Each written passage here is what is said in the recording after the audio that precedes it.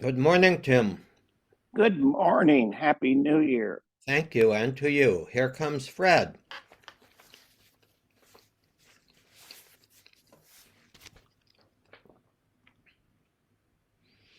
Here comes Fred. Here comes Frederick. There he is. Hi, Fred. Hello, Hey, good morning. Fred. Good morning, man. Actually, for you and me, Fred, it's good afternoon. Yep. That's right. Now, here comes another morning person, Johnny. So, Johnny is on his way. I've got to arrange my iPad here. I'm in a new location, Oh, okay. so I'm not sure.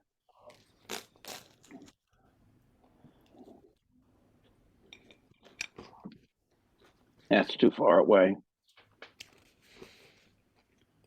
Okay, figure it out, Tim.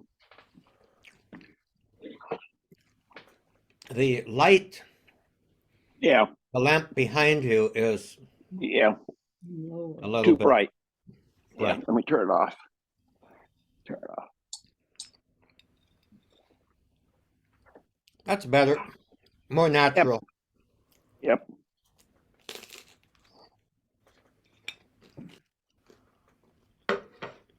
Well, Johnny, can you hear us?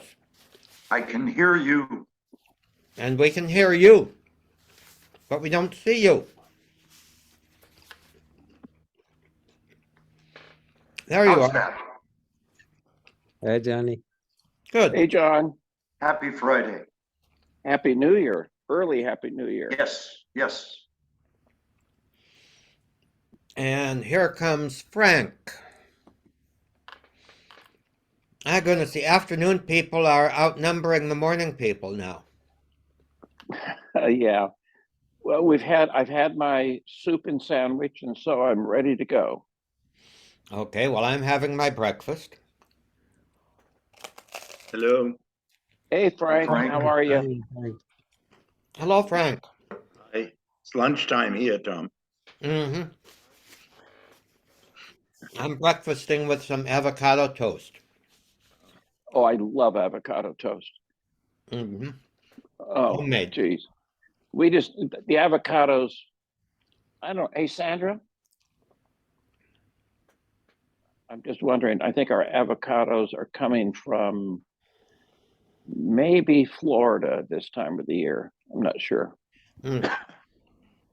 Most of ours, I think, some are grown around here, but an awful lot of them come from Mexico. Yeah, yeah. Johnny, do you remember when you and I used to go out, I think, to Fallbrook and That's- shoot blackbirds with our 22s in the That's avocado right. groves? Yes, my dad's partner in business had an avocado ranch in Fallbrook. Here's Norm. And his neighbor Welcome, was Norm. Duke Snyder, who Okay, also had. okay, the Duke Snyder thing I remembered. I thought The we Duke went from on to Compton. Snyder's property. Yeah. Hi, Norm. Hello. Where is Fallbrook? I don't have any memory of where it actually I is. think it's about halfway from LA to San Diego. Yeah, That's correct. But yeah, inland. yeah. So out near Temecula, Menifee, Sun City area, do you think? I think those are more out in the desert, Tim. Okay, because that's where my sister lives in Menifee. If you're driving south on the freeway, it's on the left side. The ocean's on the right. Fallbrook's on the left. Yes, Okay. I think So I it's don't think further it's very towards, far off the freeway. and so I think it's Johnny. I think it's more towards San Diego than it is to Riverside. that's correct. Yeah. Exactly right. Okay. Closer to Okay. the ocean, Tim. Yeah. Okay. Much closer to the ocean. You know, that was so you guys one weekend, Johnny picked me up and we had our 22s and we went to this avocado grove. Not proud of what we must have killed hundreds of blackbirds. You know, Just because we could. Yeah.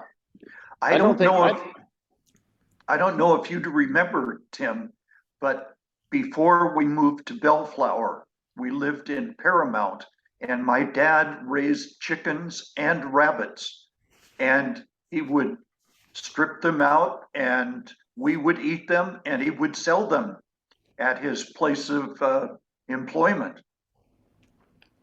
I remember the chickens, and we lived on California Avenue in Long Beach, North Long Beach, and the guy across the street had chickens, and he and my dad both worked for Edison Company, and they raised the chickens. And I remember when Mom would say, "Go over to Lawrence's and bring me home a chicken," and so I'd go over there, and he would grab a chicken, wring its neck, and the damn chicken would run around for about a couple of minutes with his head off.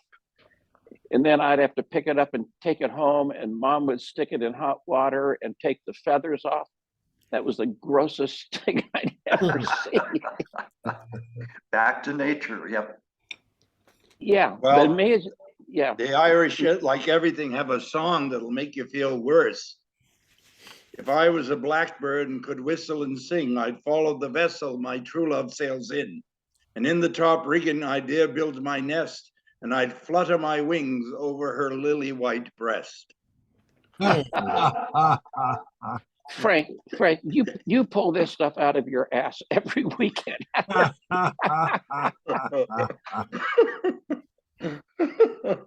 I don't know whether that's a positive or of a negative, Tim.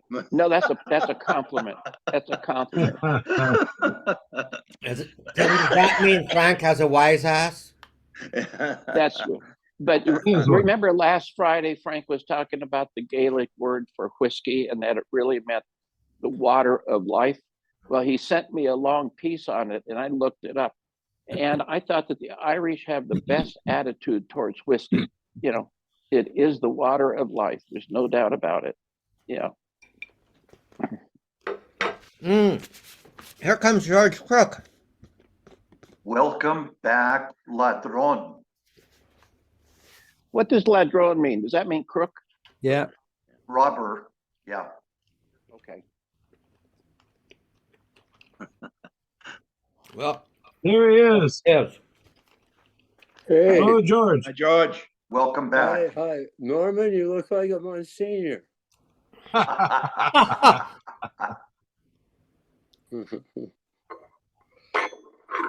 Norm, did you ever get that dubious honor? Never, and I didn't want it. I didn't either, but it got imposed on me. Oh, it did. Okay. Yeah. So does that, you are the right reverend? Is that the terminology? Mm, Could be Could be very. more. Reverend Monsignor. Very reverend. Reverend Very Reverend Thomas Monsignor, Paul. no rights or no varies. Right. Okay. What about a most? That's a bishop. Gotta be a bishop for that. Uh, But they didn't give you a raise and they made you a Monsignor. Nope. Oh, They- man. The priest in Purely Boston honorary, voted- no additional responsibilities and no more money, except you Oh, have wow. the priest in Boston voted against it. to. Mhm. Hasn't been a Monsignor, maybe one or two made since O'Malley became Archbishop. Well, the Pope also has changed the rule on it. Huh? Pope also changed the rule. Yeah, right. Yeah, That was- age-wise, there's an age kind of thing. Yes. I was made a Monsignor every time I got a haircut at NAC. How about you, Frank? No, Fred, I remember at NAC, the guy who, if you sneezed, he'd say, Dio vi benedica e sia tutti i figli maschi. Oh, scusi, padre, scusi. He'd say, God bless you, and may all your children be males. Oh, excuse me, Father, I shouldn't say that.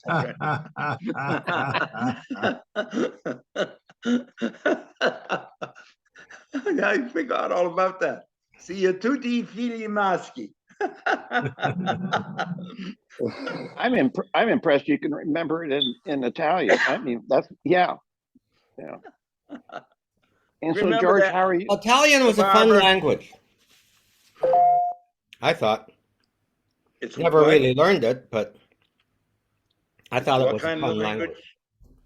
Pardon Yeah, me? fun, yeah. Italian, fun language. So was German. No? Yeah. I mean, But the Italians, You know, in Italian, there's only 24 letters in the alphabet. There's no W and there's no J. Right. And we used to always say, but this is 25 and this is 26. Because you use your hands a lot. And that's a signal of the fact that it's a very expressive language. Oh, yes. Oh, it is. I love it. So someone who's very rigid and uptight, they may have the grammar, but they really can't speak Italian terribly well. It's sort of, Probably go over Right. to the If you want German, to right? shut up in Italian, you tie his hands behind his back. That's what I meant by 24, 5, and 26. there Yeah. is. And so, George Crook, how are you feeling this morning? Oh, I feel fine. I just don't know what's circling, you know. And so, when George, do you did you see? happen to watch the video from last Friday? No, I haven't. We spent a lot of time on anointing of the sick, and I'm interested in your take on that. Okay, I'll watch it. It's not worth watching. You Shut can up. fast forward through the Elmi parts. Yeah. But have you been anointed, George, recently? Yes. Good. My pastor grabbed me one day after mass and threw me up against the communion rail, and He said, "Look, you look like hell. I better anoint you," right? by all means, you I know, saw a video this week of a parish that does anointing of the sick the first Saturday of every month, and people line up to be anointed. Mm-hmm. yeah. And It's much different from the old days of extreme unction, right? Yes, exactly. The last rites. Very much, yeah. Um, So, You know, George, did you see Ricky over the Christmas time? no, not yet. He had some sort of disaster. His plumbing all overflowed. Oh my! So Who is Ricky? Betty's brother, retired bishop of San Oh, okay. Bernardino. Okay. And so, does he sidelight as a plumber? Is that how he's making money in his retirement? I don't think so. I don't think he has that gift. You know, when you guys were talking about Monsignors, for some reason, I flashed on this story by, I think, J.F. Powers. Old, I mean, the pre-council, I think. And the central character is a short story, is this guy who the outgoing or now gone bishop had promised to make a Monsignor. And in anticipation of that, he'd gone out and bought all the duds and everything. And then here comes a new bishop, and the new bishop, after a while, is very clear, is not about to make him a Monsignor. Mm-hmm. Oh no. Yeah, and the poor old man dresses up at night by himself in his Monsignorial duds, role plays or whatever. And then I don't remember if he dies dressed up that way. I think he does. I think he has a stroke or something. So his body would be found in all his array, but he was not a chamberlain to His Holiness or whatever they are. So he was a secret ecclesiastical cross-dresser. Yeah, yeah. But We Yeah, had I one of the did that, few but- Monsignors that O'Malley actually made in this diocese was a priest on his deathbed who had some kind of a fetish about being a Monsignor. It was his great wish. I mean, That qualifies. One could think of one's greater easily, but this was his thing. So on his deathbed, O'Malley made him a Monsignor. There you go. Well, that was merciful. Yes, yeah, right. Well, pastor of the Yeah, parish. and he didn't have to buy the clothes either. Better yet, He probably Yeah. had them in his closet. Anointing or Monsignor, take your pick. Yeah. Well, I can remember my pastor when I was growing up at St. Elizabeth's, Packy O'Dwyer. Anybody know him by reputation or remember? Yes.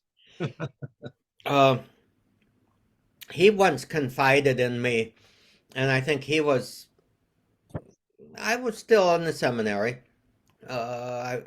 early seminary, I think.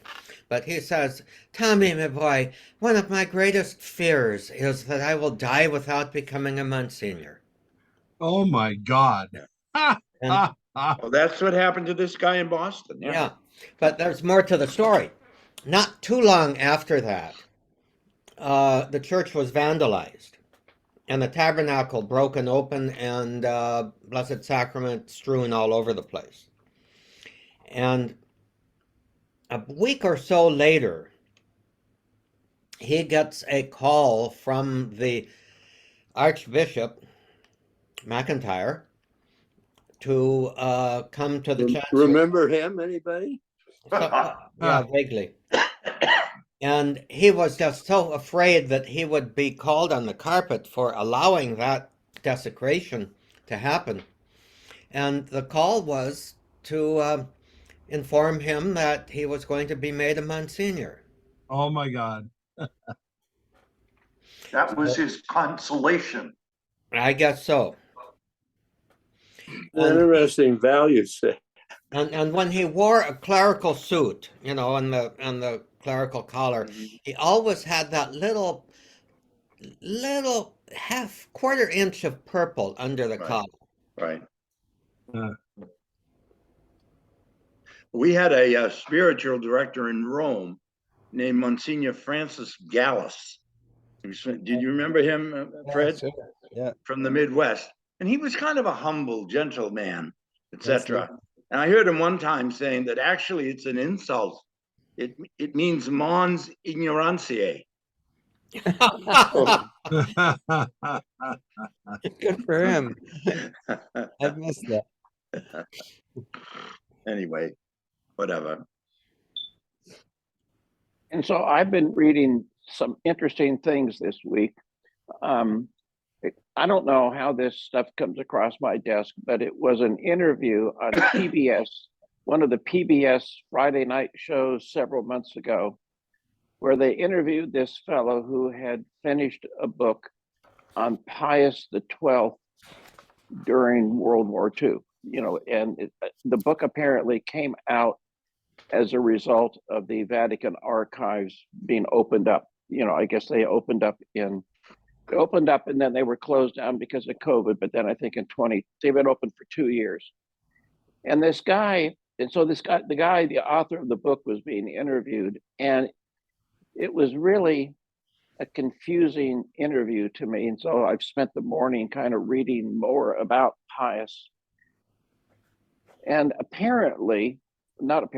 but I guess Pius, before he was Pope, was the Secretary of State. And That's he right. had reached out after Hitler was made chancellor in, I guess, 33 or 34. He had reached out or was reached out to from Hitler.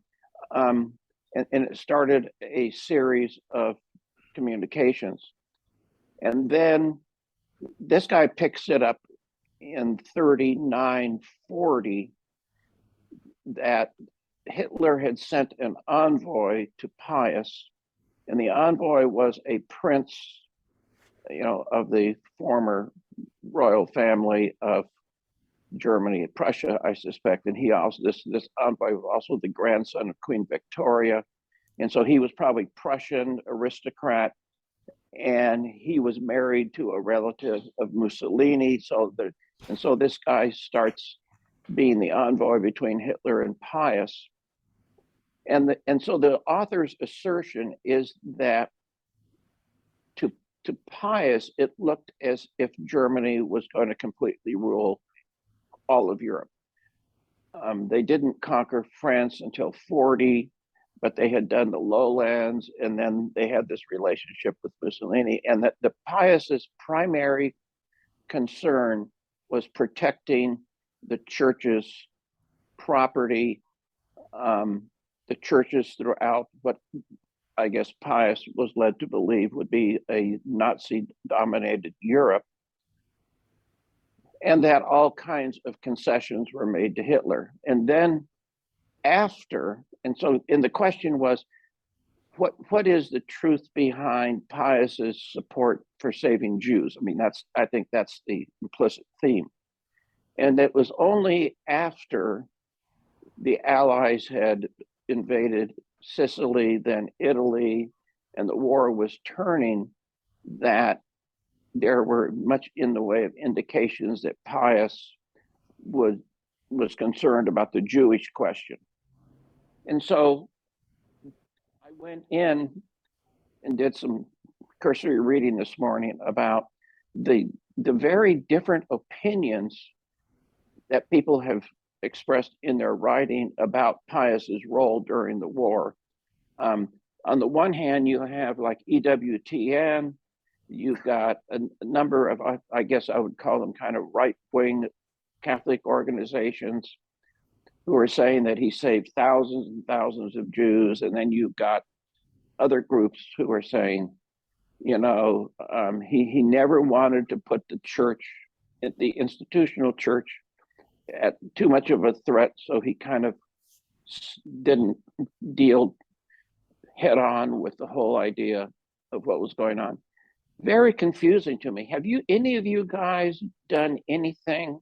And so the other thing that comes out in this guy's interview is the attempted or the proposal to canonize Pius, which I guess, do I remember correctly that, so John the 23rd, John Paul II, and Pius the 12th are all kind of being thought of together for canonization.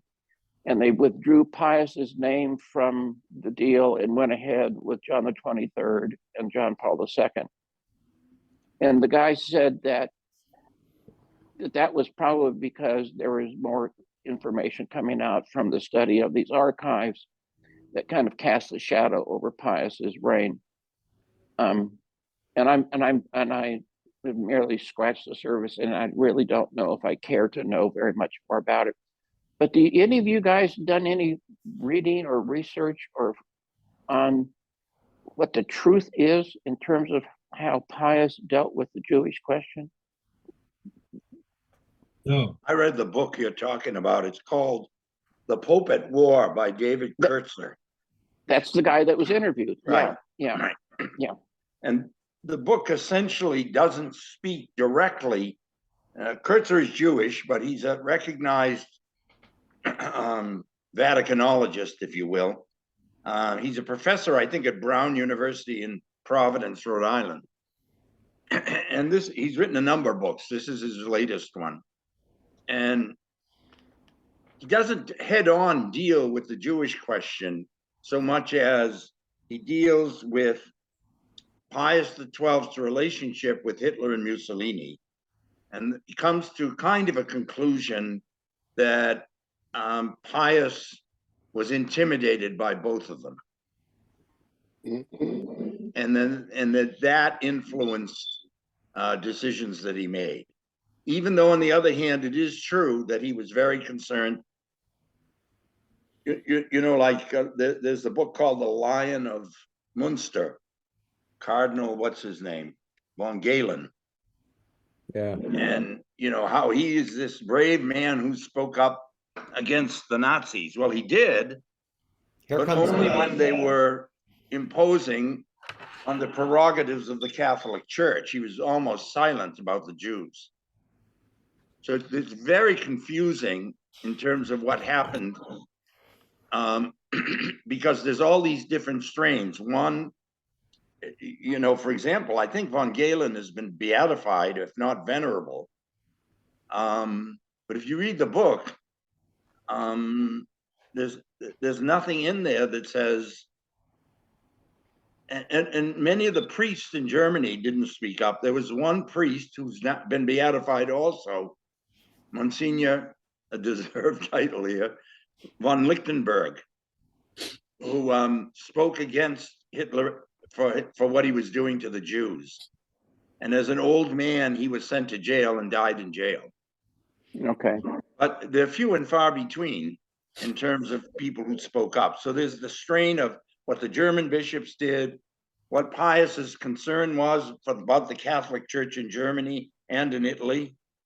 Who were the other players involved, like the German ambassador, plus the back channel with this prince that you're talking about, who I believe was, I believe was married to one of Mussolini's sisters. That's right. That's right. And so it's a very confusing kind of thing, but there's no clear sense that the Catholic Church was a bulwark against the advance of Nazism and what it did against the Jews. Well, Bonhoeffer, in this book that I got for Christmas last year on Bonhoeffer, and George Cook, you have read it too, and I forget the name of the author, but he's kind of a Metaxas? Yeah, Metaxas. Yeah, I mean, He's that, crazier than hell, but Yeah. I guess he is, George. Yeah, I guess he's turned out to be kind of a big pro-Trump type of guy. Yeah. But in that, Bonhoeffer, in some of his letters, commiserates about the lack of pushback by the Christian churches in Germany, particularly when they knew that they were killing homosexuals, they're killing kids with birth defects, because they were all pretty silent about it. Yeah. More worried about having their properties confiscated than they were anything else. well, correct me if I'm wrong, but we weren't silent about the genetic killings. Germans killing Germans. Retarded kids. I don't remember for sure. I don't remember. Yeah. It seems to me if we pay attention to the cultural/political heritage of Europe up until the time of Hitler and Nazism, it doesn't excuse it, but it makes it a little bit more understandable because, of course, Catholic religious people had no particular investment in protecting homosexuals, for one thing. But the other side of it is Europe had inherited an almost consistent 2,000-year culture of anti-Semitism. Mm-hmm. That doesn't die, because within the course of a generation or two, the grave evil of anti-Semitism is beginning to be recognized in both religious and intellectual quarters. That culture of anti-Semitism just doesn't die that easily, and Hitler obviously took advantage of that, and he was a product of it. But and a fanatic supporter of it.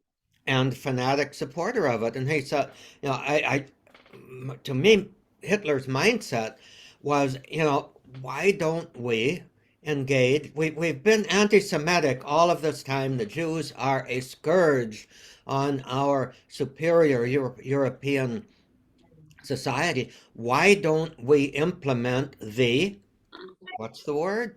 Final solution.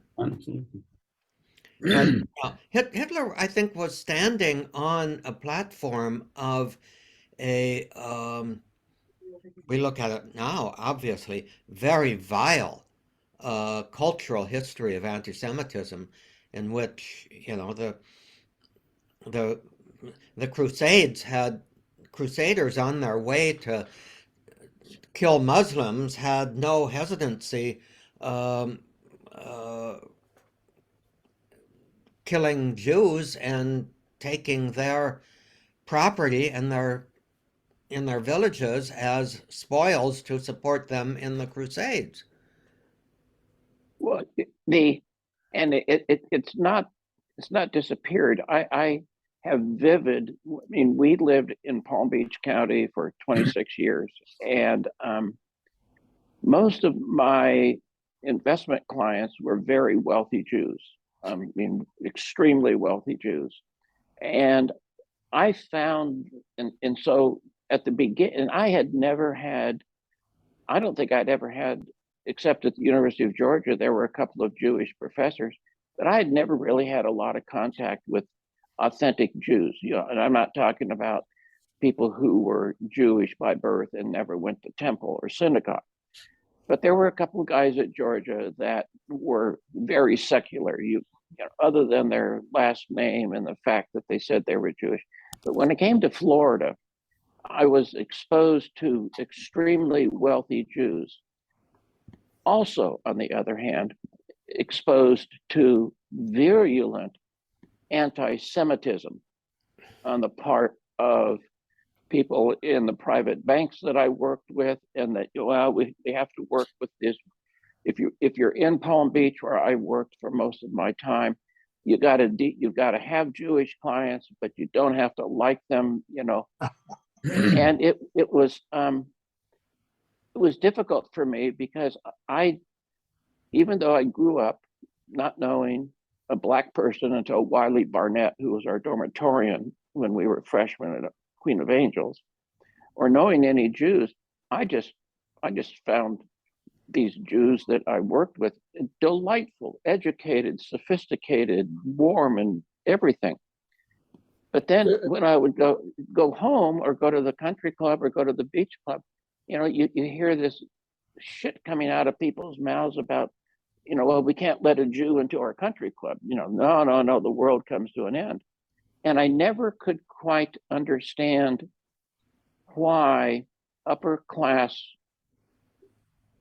Christians could have such an attitude about Jews when, if they ever dealt with them, they would never have said that kind of thing.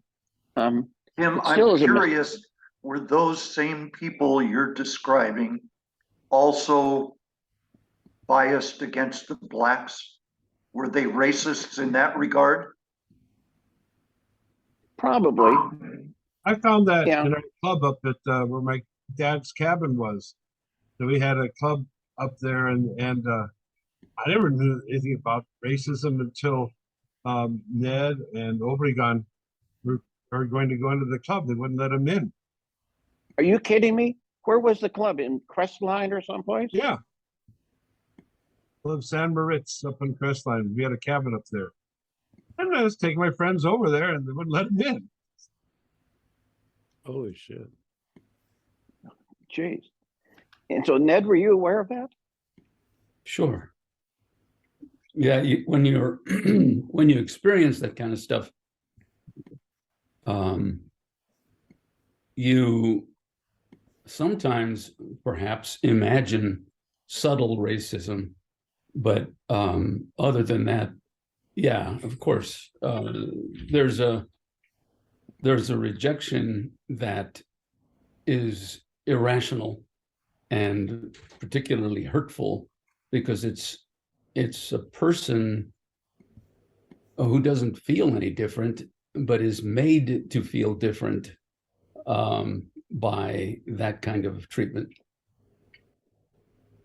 Does that make sense?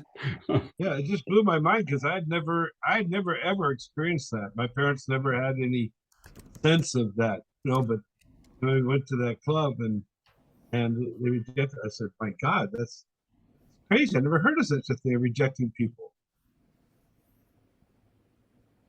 And that's What was your dad- probably in the early 60s, right? Yeah. Well, things started to change quickly as far as the law went. But, you know, the thing about the Jews and anti-Semitism and all these stereotypes, I just don't get. This is all bullshit. It is utterly fake news. I mean, the Jews are the most philanthropic people on the planet. The anti-Semitism. You know, not the most tight-fisted, but quite the opposite. What did the church do about it? Nothing. And it's unbelievable. I mean, it's just nonsense. It's absolute factual nonsense. I think in part, George, in part, here's what I think after being away from South Florida for 20 years. I think part of it is how can they, okay, so we had this friend who was a Jewish guy who was a jeweler. And he used to travel to Brussels all the time and buy diamonds and come back and stuff like that. And people, I call them, what's the word I can use for us? Non-Jews? Okay. I think that they didn't understand. Yeah, Gentile. Yeah. I don't think that we. William. I don't. Boy. I don't think, George. I don't think that we understood how it is that they could make so much money. I mean, you think about the Rothschilds. I mean, the Rothschilds supported the German monarchy by lending them money for their various wars. I don't think that a lot of Gentiles understood what I sensed from my dealing with them is Jewish people who were wealthy had an instinct for how to make money, how to trade. You know, if it's diamonds, they do that. If it's commodities, they did that. If it was whatever, they knew how. Somehow their culture was a trading, mercantile kind of culture and enabled them to make money where us poor wasps, you know, said, well, I've got to teach school because I don't know how to make money on my own. I think that there was, at least from the people that I called my friends who were anti-Semitic, I think there was a great mystery about how Jews did it. And so it led to all kinds of stereotypes. You know, it led to caricatures. You know, you want a Jew to trade for you, so you go to Goldman Sachs, you go to Lehman Brothers, because these guys know how to trade. Well, those are all stereotypes. But the Lehman Brothers and Goldman, and they all made a ton of money off of that stereotype because people would Madoff. How did Madoff become so successful? He was successful in part because he played up his Jewishness with rich people in Palm Beach. And so it's such a mixed bag, but it is one that's very, very confusing to me. Very confusing. It's a good Well, thing. you know, for And much it's also very sad. My dad, when he was growing up, there was a road crew that came through his town in Nebraska. And of course, in Nebraska, everybody's lily white. And there's one man on the road crew who was black. The whole town came out to watch him work on the road. It was really interesting. All these people standing around watching him working because it's so strange to see a black man, you know, and so they all came out just to see him. It was really funny. Well, you know, for centuries, Jews weren't allowed to Right. be in any of the other professions. Yeah, Montesquieu talks about that. Yeah. That lending at interest was something that people couldn't do because of a statement in Deuteronomy 26. So Against usury. yeah.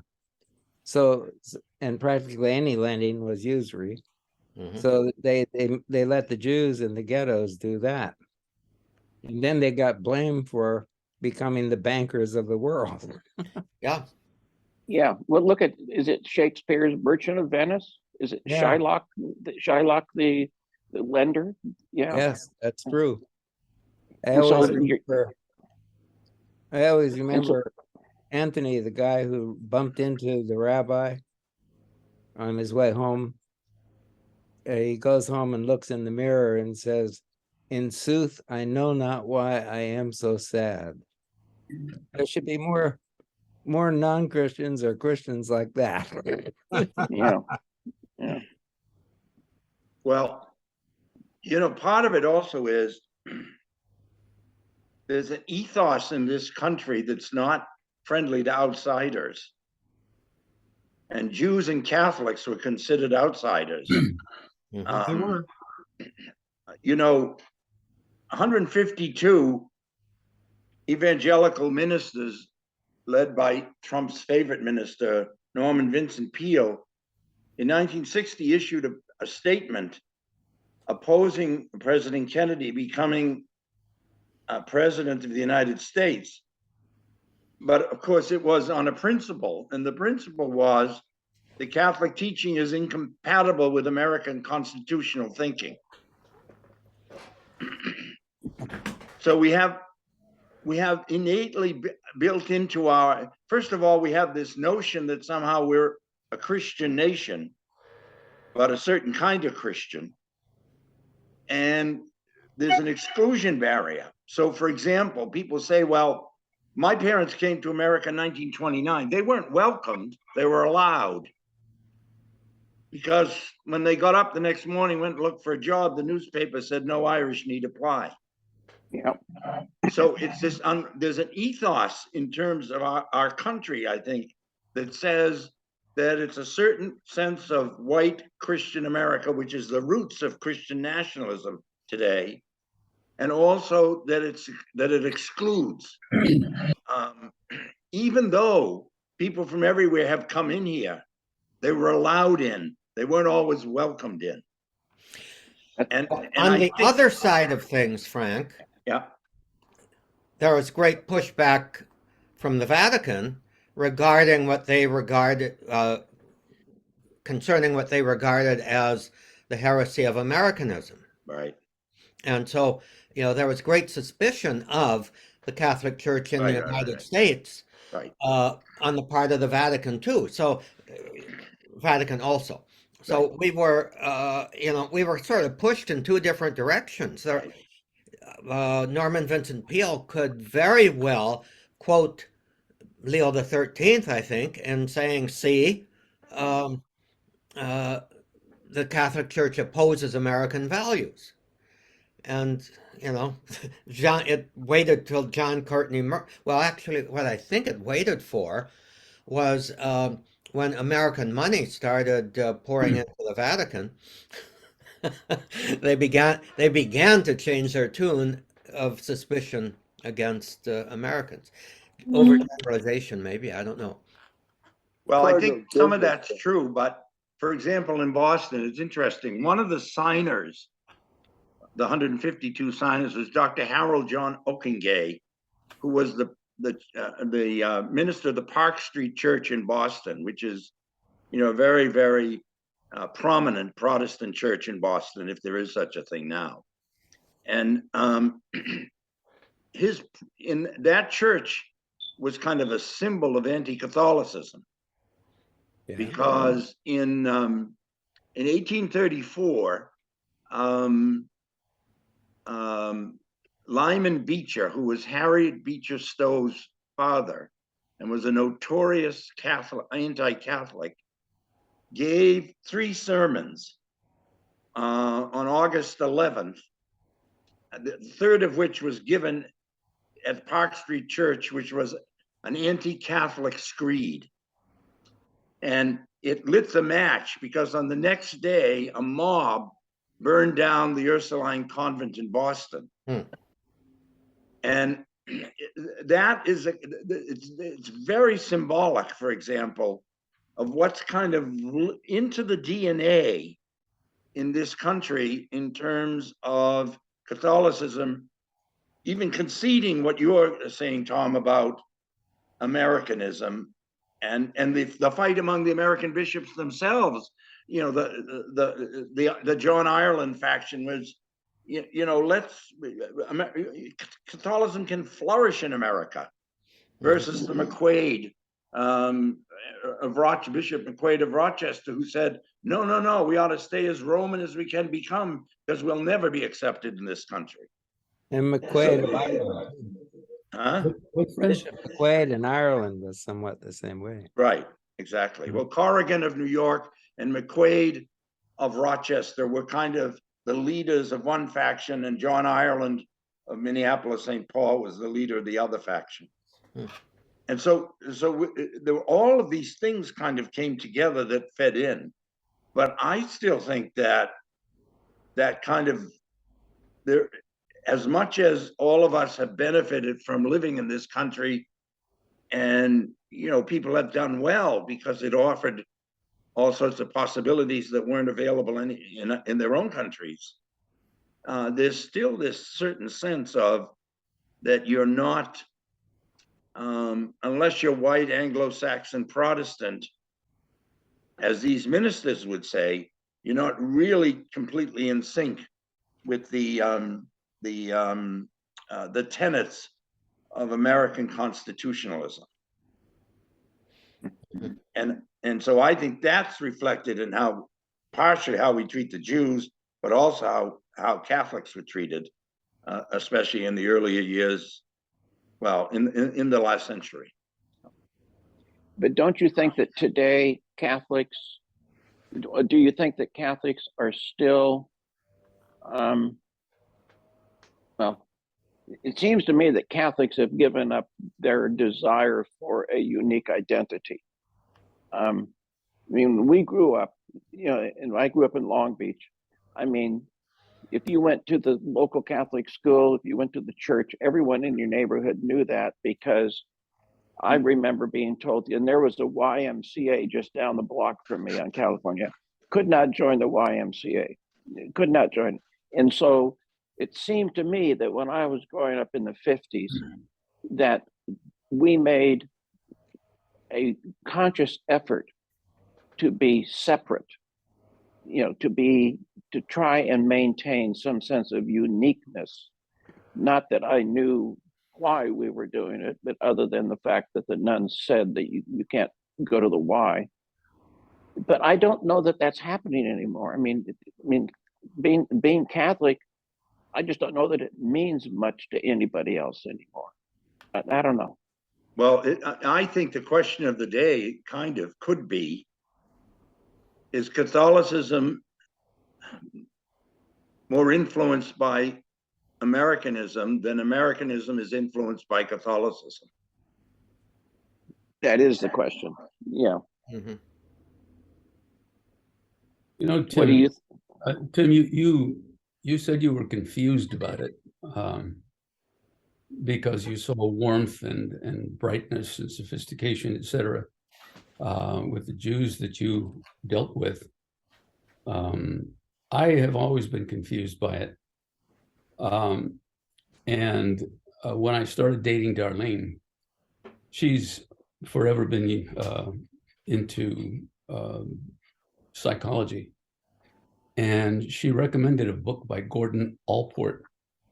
I think it's called The Nature of Racism or something like that. And I think that there are so many components to prejudice that you really can't, I don't know, untangle the cord that is so strong, keeping us into racism or anti-Catholicism or anti-Protestantism or whatever the heck it is. Inferiority complexes, poverty, strangeness. Gordon Allport said, it's my recollection, it's been a long time, but the thing that really impressed me was that it was a very simple thing into which other elements were poured. And that simple thing was strangeness, difference. And you then pour in people's need to feel strong and superior or good even. And so they pour that kind of stuff, if this makes any sense, into the strangeness, caricature the strangeness, and depending on the need I think of selfishness and stuff like that, but depending on the need to feel superior, it's stronger or less strong, if that makes any sense at all. But the core of it was strangeness, difference, and then making something of that. I'm going to jump in for a second. You know my love of baseball, and the story, the story of Jackie Robinson, and if I remember right, the major breakthrough was when his teammates gathered around him on the field and told the racists in the stands to shut the fuck up. That was the breakthrough in my recollection. Jackie Robinson, and they told the racists in the fan, among the fans. Well, and Sandy Koufax has written about the anti-Semitism that he experienced. Although, and by certainly, and Johnny, you know more baseball history than I'll ever know. He certainly wasn't the first Jewish player, but he was absolutely, at least in our lifetime, I think, the most predominant, overpowering left-handed pitcher that you could have seen. And he talks a lot about not, of course, the black players in NBA talked about not being able to stay at the same hotels, as the white players. But even, and so Koufax, even in the 60s, was experiencing that kind of anti-Semitism. He couldn't go to certain clubs. With Walter O'Malley would say, "I want to take you to my club." Well, he couldn't get in O'Malley's club because he was Jewish. So, I have to say, the country club that I belonged to in Florida, I mean, they had a strict no Jews, but then because it was a residential community kind of club, you could not stop it because you couldn't discriminate against Jews in buying a house. Well, if you bought a house, you're a member of the club. And so that it changed over time. But it just always pissed me off. It just really always irritated me. It's kind of an American trait that we get our identity by whom we exclude. Yes. Mhm. Yes. Yeah, one thing about 20th century history in this country, if it weren't for the American Jews, it would have been a very different civil rights movement. I think it would have been more like South Africa, because the Jews were, counted as whites. They were members of the Democratic Party, which was the predominant party during that time. And they were, real clear on civil rights. They funded the NAACP when it started. I mean, they've made a great difference historically. For Jews, the idea of a mitzvot, which means doing a good deed for someone, is a big deal. And it's even more of a big deal because most of those generous Jews don't believe in an afterlife. So they How think true. it's a good idea to be good during this life. And of course, that's why I chose when I really started having heart problems and so forth, to go to Beth Israel Hospital. Because if you're from the Catholic tradition, a little suffering won't hurt you. But but the Jews who don't believe in an afterlife really are trying to help you keep living your life. Fred, I I'm going to have to process that because I go to Brigham and Women's. But my doctors are all Jewish. Fred, I did the same thing with Peter Sinai.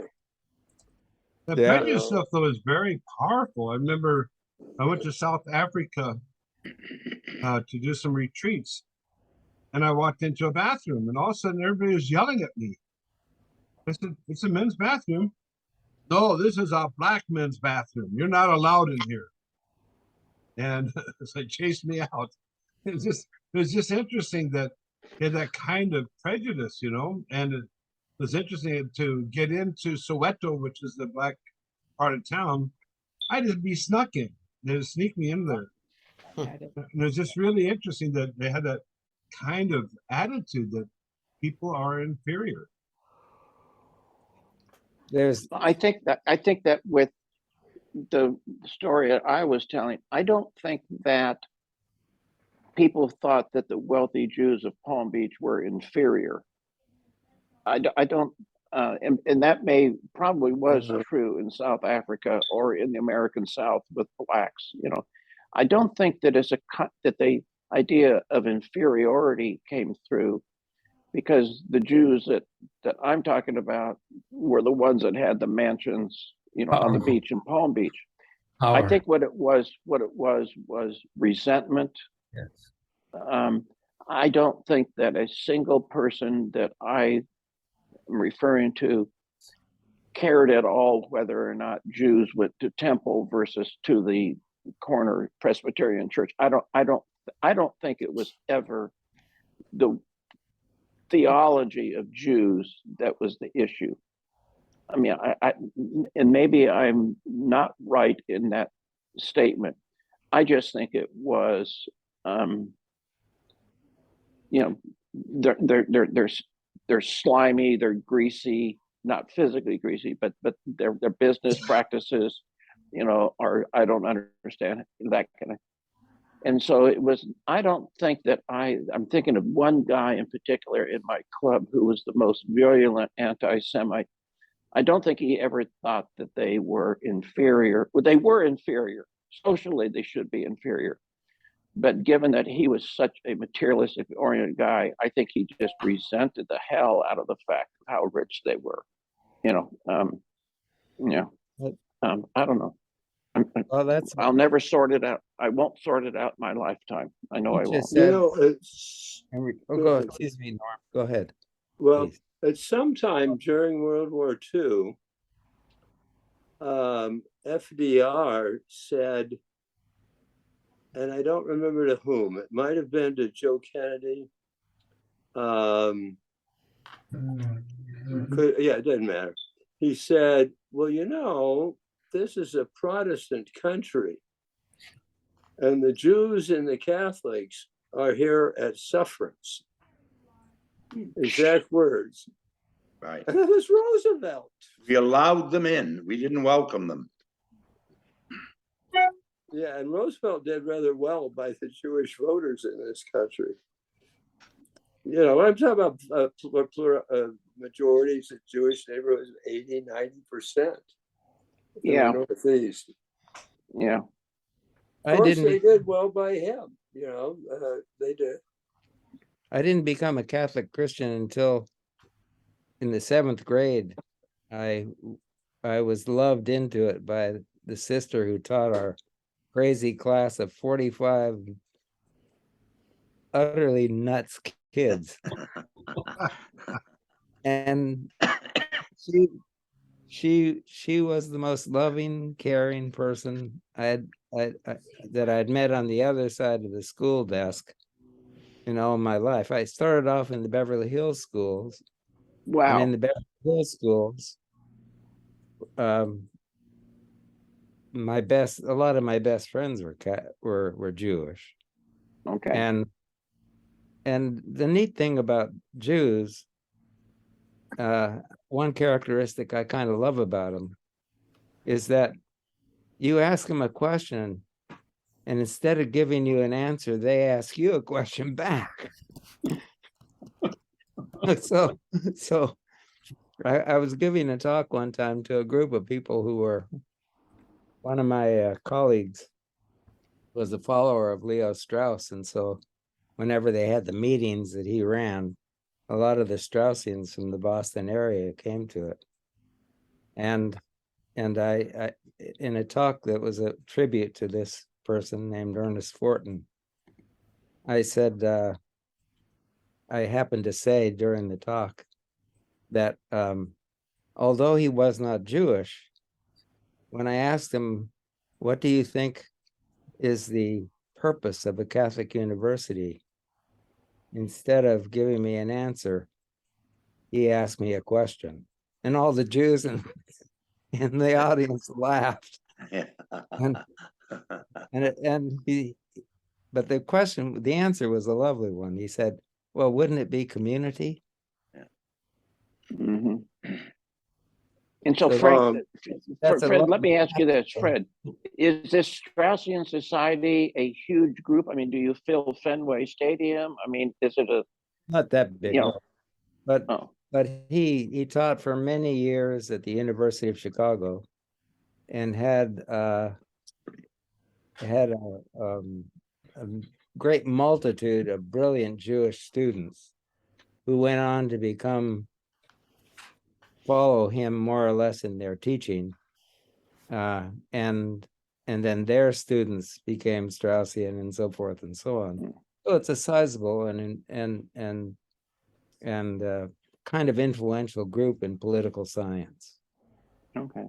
You know, I once practiced law with somebody whose father was a rabbi and very reformed. Matter of fact, he was from Lowell, Massachusetts, Fred. But anyway, very reformed. And I asked him once, we were talking, and I said, well, Rabbi Ross, do you believe in God? And he said, so what do you mean by God? And I said, well, beats me. Well, you know, I spent the last 5 years in a community that had a very high percentage of Jews in it. And the most influential, I think, I'd have to say, of the synagogues was the Reformed one. And to some extent, they drove the kind of ethos of all the churches in town because they were overwhelmingly socially oriented, social justice, etc. In fact, you know, one of the other rabbis in town told me once that Abraham Joshua Heschel criticized Jews for not being spiritual enough. And it was mainly because the Reform Jews. So I was first invited when I first went there to come to Rosh Hashanah at the Reform Jewish Synagogue. And the rabbi talked about Darwin. And so this was so strong, it kind of drove I used to talk about the programs of social justice we did in the parish. I would be constantly emphasizing, you know, this comes from the roots of Jesus. Look who Jesus spent his time with. Look at where his outreach was, et cetera, et cetera. Not because I was trying to offset them, because I wanted them to cooperate with a lot of the good things that were happening, but to understand there was a different reason for doing it. And one of the offhanded kind of things one says about Reformed Jews is they're the Unitarians of Judaism. Because they're driven more by that kind of social justice outreach and less of what Rabbi Heschel was talking about than other congregations like conservatives and Orthodox, and we had them all in the town. So Reform Judaism is a very interesting and influential part of Judaism in the United States, but it's very, very socially oriented. Tim, can I go back to you with your experience in the financial field? I was curious about what I would call networking. Did the Jewish people benefit greatly by networking with Jewish people from other communities and insights, whether it's buying diamonds or other negotiation, that they would share insights with one another to their I think historically, 19th century, that was the case. I mean, the Lehman Brothers, for example, came out of Mobile, Alabama as cotton traders. And I think that in the 19th century, the dominant Jewish investment companies did do that networking kind of thing. But I think their successes in raising money, Johnny, led the Anglo groups, like I had worked for Bank Boston for a long time, to say, well, we better get connected with these guys. They seem to know, they seem to have some sort of key to making a lot of money. So I think that at the outset they did, but the sense I have from this jeweler is that the Jews in I think it is Belgium. I think Belgium is the trading center for diamonds. I could be wrong. Is that they're all Jewish, and there are parts of New York City, the Diamond District, that it's all Jews. But they rely upon these worldwide networks that stretch into South Africa, where a lot of diamonds are mined, into South America, and it's pretty well dominated by Jews. But I don't know why. I don't know how that happened. I just don't know how it happened. But their successes, I think, made the white groups like the J.P. Morgans and people like that, pay attention to them and then start to develop relationships with them. But never could they. But I remember some friend of mine who was at Goldman Sachs, he was a Jewish guy. He said, for all the money I have, he said, I can't get into a white country club. And so guess what they did in Palm Beach is they created their own country club. They bought the most expensive piece of property. And actually their country club is literally right across the street from Mar-a-Lago. That's the Jewish club, And so they said, screw you guys. If we can't get into your club, we'll build one that's better. That's what the Jews said about did about Beverly Hills. You can't integrate, and so we'll build up our own community and city, and it's going to be. That's where the Iranian Jews all came, is to Beverly Hills. Well, do I know that? They got there. Well, and in Boston and St. Louis, I know for a fact they did the same thing. They had their own country clubs. What I found in Sharon was, though, that observant Jews have more similarities in a way to Catholics, because first of all, their polity, how they're organized, is more similar and respectful of liturgy than Protestant polity, which is based in many cases on the town hall, the town meeting, the New England town meeting. Like the Unitarian Church is not called the church, it's called the meeting house. And I found that observant Jews especially have a really deep appreciation of the spiritual dimension of life, and are very sympathetic to having discussions with us that show that we reverence the fact that Jesus was a Jew. I have a way of that question that George said about the Jewish guy asking, well, what do you mean by God? I think there's a general answer for that. In Aristotle's Ethics, when you're deliberating and evaluating about different courses of action, your decision is really governed, or should be really governed, by what he called ta henika, which means that for the sake of which. So I always tell my students that for the sake of which you decide and do everything is your God. It may not be God, it may be an idol, but still it's your God. And this was an interesting thing about, I told you, I got to study 4 semesters with Karl Barth in the University of Boston. Barth wrote a wonderful thing in relation to a book by The Essence of Christianity by Feuerbach. And Feuerbach, the basic claim that we know about that work is that he says God is a projection of the human person into the sky. And Barth, writing his introduction to an edition of the Feuerbach's Essence of Christianity, said, he's right. The God of the person is like the person. The God of Jesus is like Jesus. The God of Martin Luther King is like Martin Luther King. The God of Martin Luther is like Martin Luther, and so forth.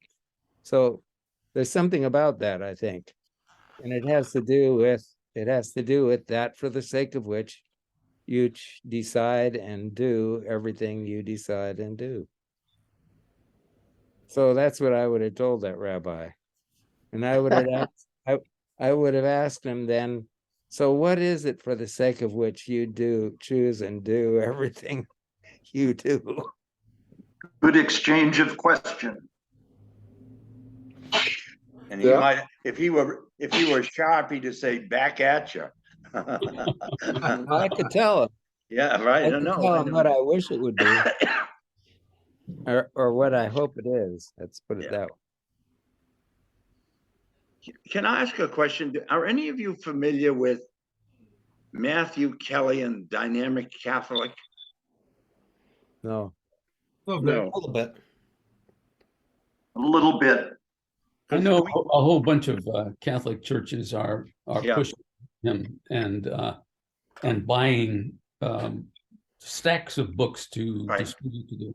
I picked one up, and it was supposed to be about the saints, and I didn't really see anything particular about saints. It was just a lot of,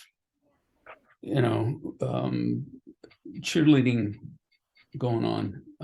I never was impressed by that. How does that come up? Well, I just picked one up, but I've been on this kick for a while with some other priests, because the one on the saints, by the way, they're just small little I read that one, small little chapters, and he has one on St. Francis of Assisi, but I couldn't find any mention of poverty in it. Yeah, right. That's it. And The whole thing. so it tells me what this is a larger problem. I maybe I'm way off base, but at any rate, see what you people think. That there's been a certain influx of kind of business and corporate thinking that is going to solve the organizational problems of the Catholic Church. So, for example, I spent 4 days, 7-hour days in our collaboration process in the diocese that was run by a group called the Catholic Leadership Institute from Chicago. And when I went home after the whole thing was over, I said it wasn't terribly different from what I could have got in leadership training at Northrop Grumman. And there was first no pastoral theologian involved. And then, what Matthew Kelly has done is, first of all, you can never find out what his educational background is and whether or not he has a theological or religious advisor in terms of these books. The last one he wrote is called Holy Minutes, and he says a guide for the rest of your life. It's a thin little thing in every sense. I mean, a guide for the rest of your life. I mean, the guy doesn't even know about the imitation of Christ. Right. So And he's making I'm money concerned- hand over fist. Go ahead, sir. and what he does is, as far as I'm able to find out, is he sells these books for a very nominal 50 cents a piece, passes all over the country, giving them out to their people. And then he's a nonprofit called the Dynamic Catholic, but he owns a private printing company. And so that's how he makes his money, because they print it for the nonprofit. The nonprofit pays the printing company, and that goes to him. So he sells himself. It's not quite a scam, but so the books are very thin. It's only Like the latest one I read was there's a mention of the Good Samaritan, but Jesus is, other than that, is never mentioned. And this is supposed to be the guide for your life. So what I think he's taken is this kind of thin motivational speaking kind of tour, which he sprinkles a little bit of holy water on it and has been selling it all over the place. Yep. And injecting these things into the church, I'm beginning to think that the only way to get beyond this is probably the synodality. Because when I go by my church here and picked up the book the other day, there were heaps and heaps of the books left that obviously people didn't want their Christmas present. So I think it's a larger trend of we're saying that, and this started, I think, with Michael White in that book that he wrote, that the way to really make the message go is to import corporate marketing techniques into Roman Catholicism. Yikes. Sorry Just about that. needed. I get on little soapboxes from time to time, but this You is a know- perfect place to have. In line with that, doesn't he have a weekly online Mhm, presentation? mhm. Oh no, Yeah. during Advent and Lent, he's got daily. He's got a daily program that's a podcast. Yeah. Right. No, he's Yeah, big modern time. marketing. Yeah. Well, but Frank, modern marketing may be able to make a contribution. I mean, Yes. yeah, Yes, yeah. I Um, agree. But for example, if you're going to bring in the Catholic Leadership Institution with corporate leadership techniques in order to get me as a pastor to understand what collaborative means, putting parishes together, and in that whole thing, you're not going to have a pastoral or a spiritual theologian speak to what we're trying to do. It seems to Yeah. me that we're looking for a quick fix. How, And it's how- aligned with the anti-Pope Francis group. oh, completely. I haven't seen that exactly, but I would say that Matthew Kelly is not a Pope Francis enthusiast. How is it that so many pastors are being solicited, and I can't understand that they have read any of this stuff, but that they buy it? Is it because it's cheap? Easy fix, Ned, because they see it as an easy fix. Right. Yeah, but I mean, they don't vet the thing themselves. Anyway, Fred, you had your hand up. Oh, no, I'm just blocking the sun. Oh, Well, so You- it says a whole lot about the leadership of our churches, and what is given to the faithful to read. Frank, did you enjoy that pun of blocking the sun? Yes, I did. Yes.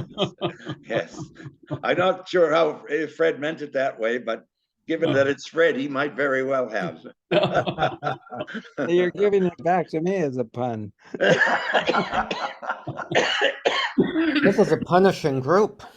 Oh, my. Oh, I'm going to punt that one. Well, So, I mean, you would never get the New Testament idea that authority means service in that Right. line of thinking. Absolutely. It's just the opposite almost, Yes. Exactly. The leadership notion is corporate leadership. Mhm.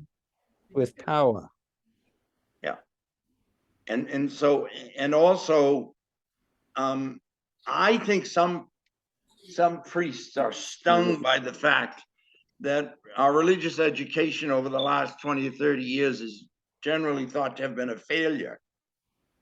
And they see this as something of a quick fix, that you can get someone to read things. And they don't, it's devoid of any substantive theological or religious content. Some of the books are content whatsoever. No fundamental understanding, say, of the incarnation so that we can preach it to people. Or, even the Eucharist. It's just kind of the repetition of the same idea. Be your best self. That's his fundamental idea. Well, that's nice. That's good. We want to be that, but getting there is tough. Where's Jesus in that? And there's no community. Right. That's It's exactly all right. you. It's all about you. Right. In fact, life isn't all about us. No, it's exactly right. But let me tell you about an experiment that we're going to do starting on Sunday. Is 2 years ago, a priest from Duluth, Minnesota, Mike Schmitz, who's connected with this group called Ascension Presents, did a Bible in the Year podcast. And every single day for the whole year, he would read a segment of the Bible and then usually make a 20 to 25 minute commentary on it. I bunch followed of- that for this whole past year. Nicole Keck. So did I. Yeah. And I thought it was very good. And a bunch of my Cursil friends thought. So this year he's doing the catechism in a year. Mhm. And so we had to, and so we've signed up for the podcast. And so I had to go in and pull out our catechism. So Sandra and I every morning are going to listen to this. And I thought, and I'm listening to what you're saying, Frank, about the corporate mentality. I hope that it's going to be a fruitful way to spend the year. I got a whole lot out of the Bible in a year. And I think, Tom, you had mentioned you did too. I mean, you know, really a lot out of it. But that's an example of taking a corporate marketing technique, okay, and hopefully preferably doing something good with it.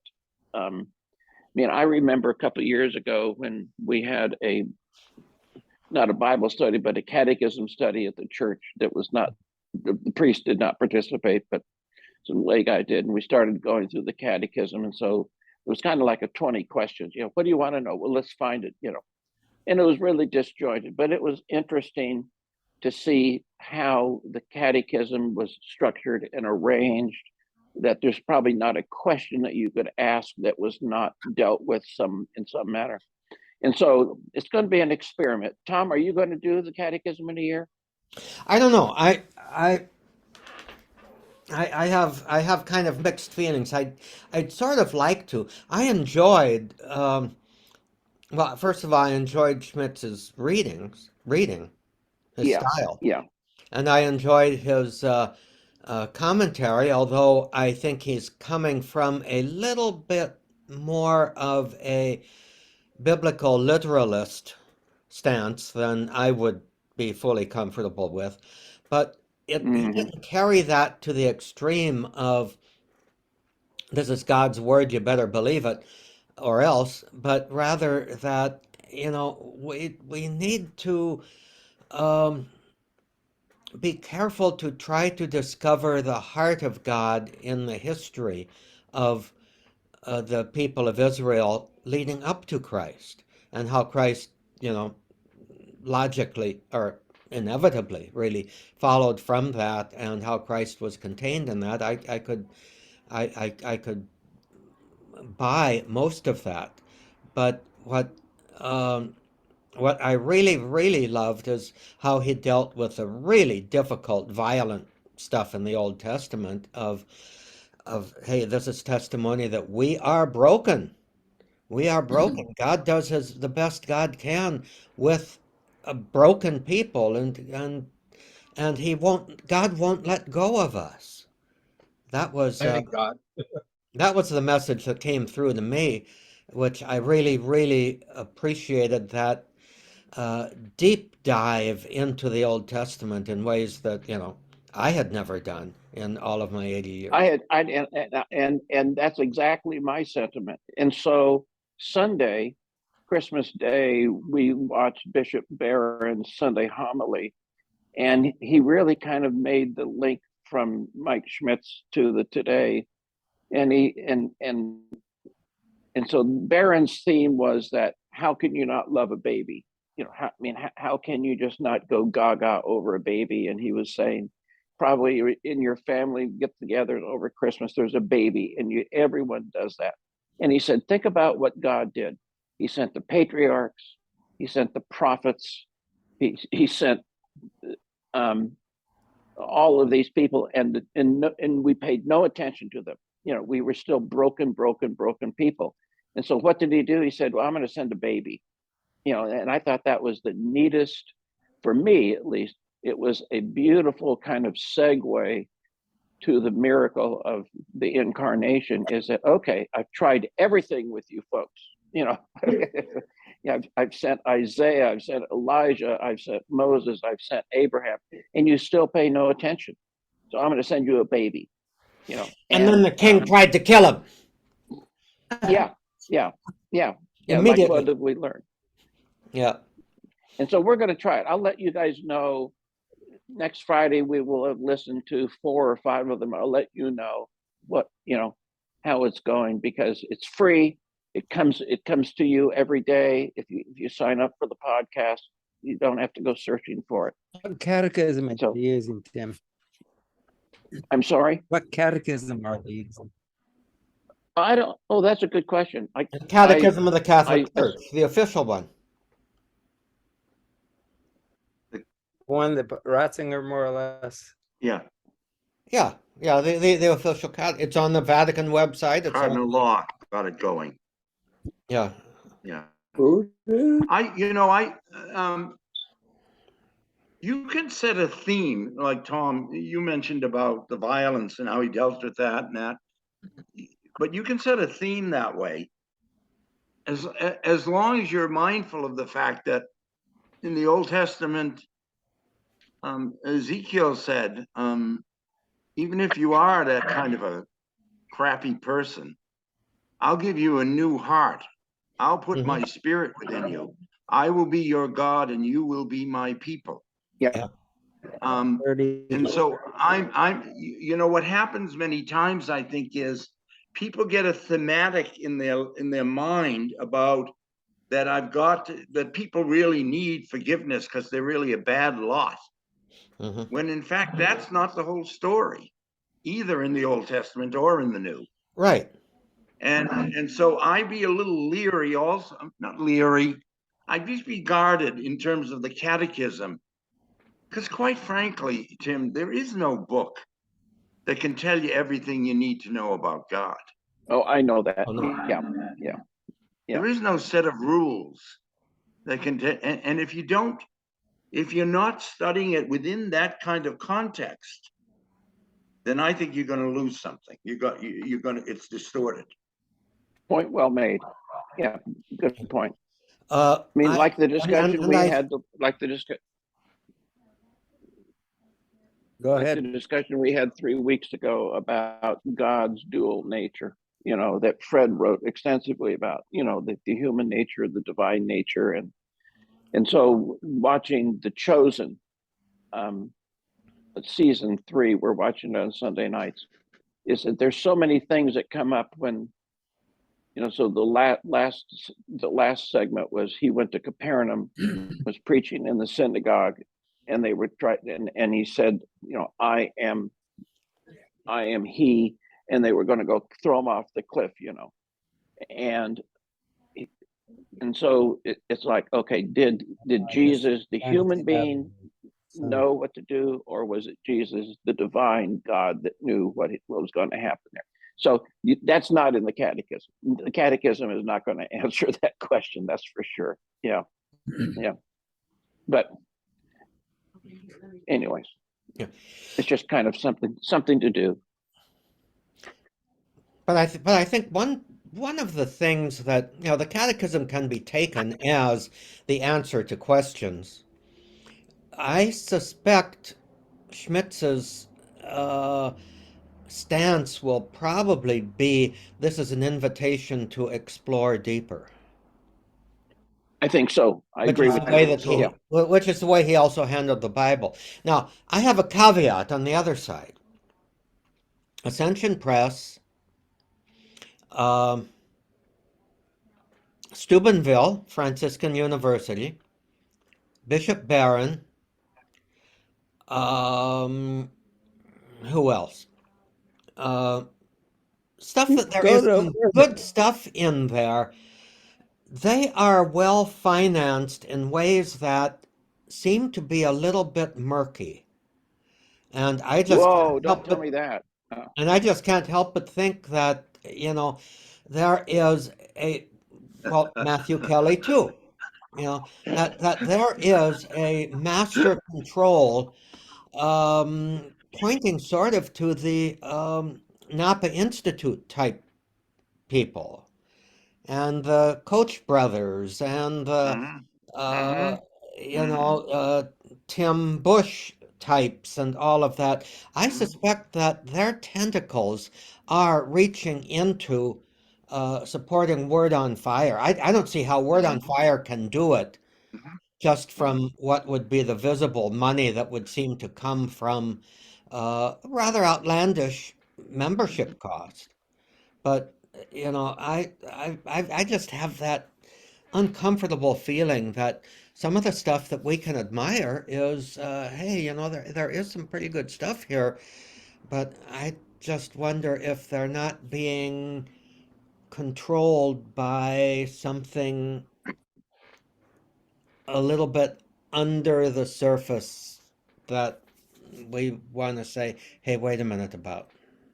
I never knew you were an advocate of the hermeneutics of suspicion. Yeah. Sometimes I am. Sometimes I am.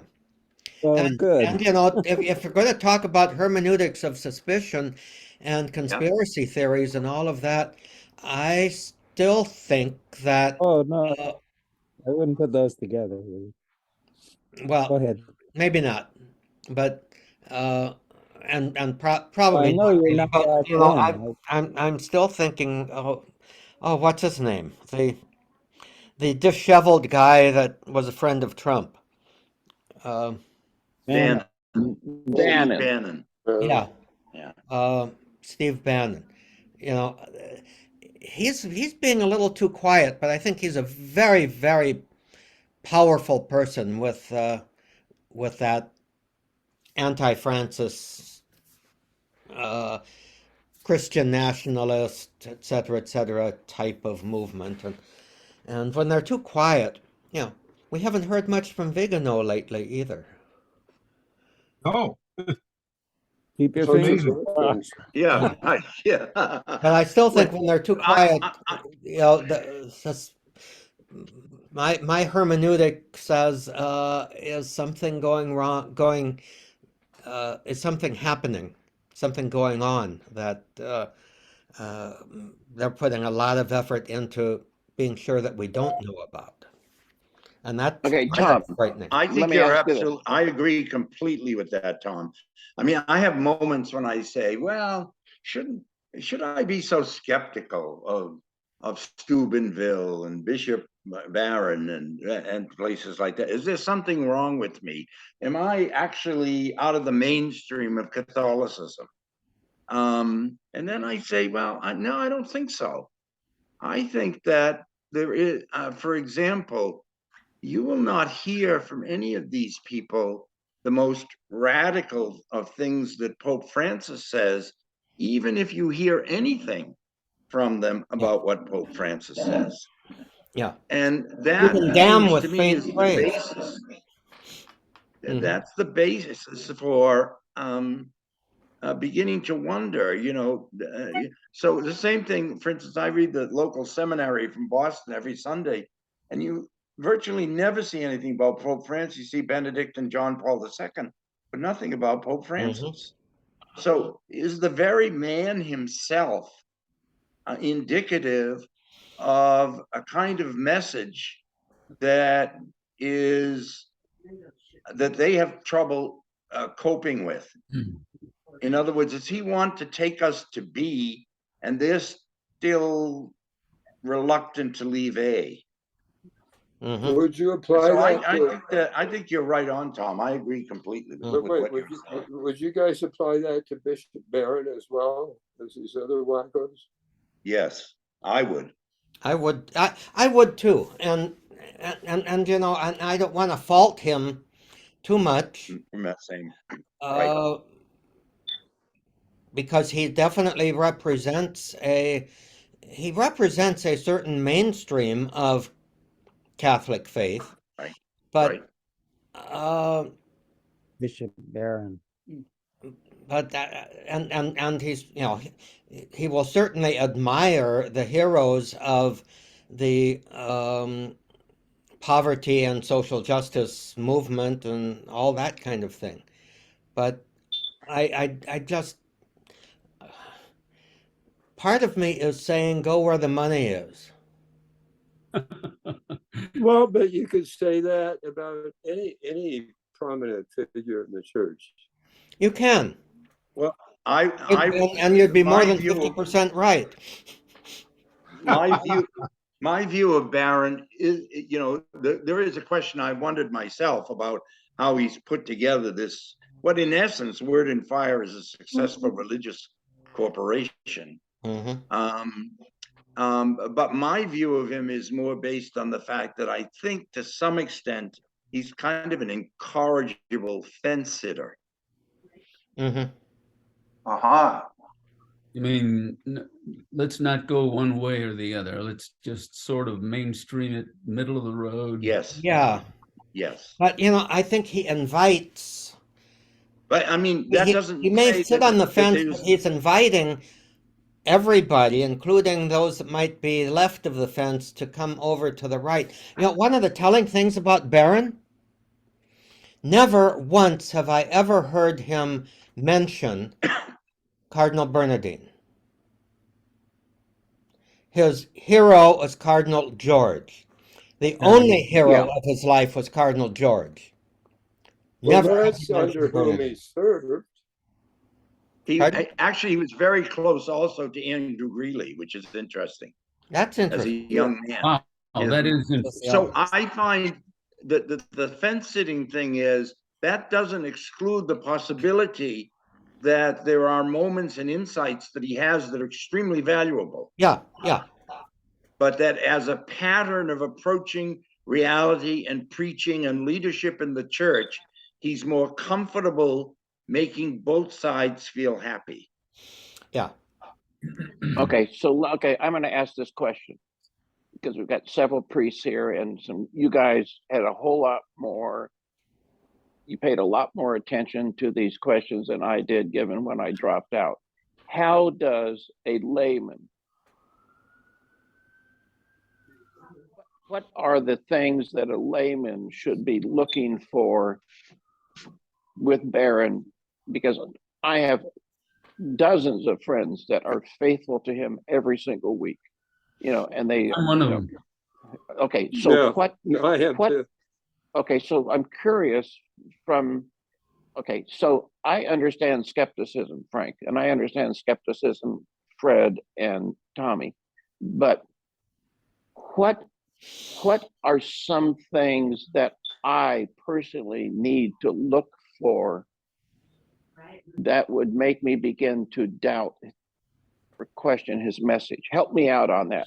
Help me Yeah. understand. From No, my I mean- perspective, I wouldn't so much question his message as I would try to pay attention to what does not seem to be explicit in his message. For example, I would say whatever those people are talking about, it still is important to pay attention to what the National Catholic Reporter is saying. Because none of those people are going to give any regard to the National Catholic Reporter. EWTN, the Register, that group, yes, of course, but the NCR, no. Pay attention to the movement that Dorothy Day started. Yeah. Keep some kind of a sensitivity to the writing that comes out of the Catholic Worker. And Well- then other elements of our Catholic community, other voices in our Catholic community that seem to be ignored by those folks. Including synodality. And look at us going into 2023. That's supposed to come, when is that? Summertime? to a great head. Yeah, yeah. But I myself, I don't think I would reject them so much as take their insights, but keep alive that there is more to it than what they're saying. I'm You know, prejudiced when go ahead, Fred. I'm prejudiced against him because in some interview that I heard him talk at, he talked about the fact that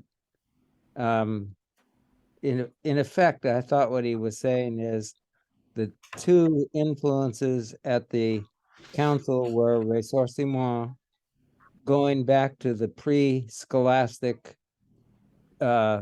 literature, the fathers of the church and so forth, Mhm. and aggiornamento. And he's all ressourcement and no aggiornamento. I think you need both.